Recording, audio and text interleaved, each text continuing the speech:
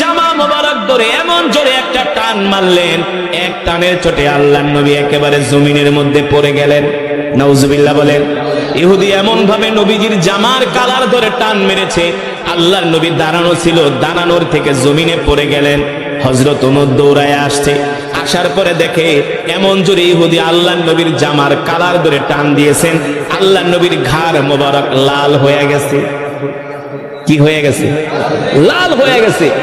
এই দৃশ্য দেখে হযরত ওমর সহ্য করতে পারলেন না, বললেন, ইহুদি, এতক্ষণ পর্যন্ত সহ্য করেছি, তুমি আমার নবীর সাথে বেয়াদবি করেছো, কিছু বলি নাই, এখন আমি আর তোমাকে ছাড়বো না।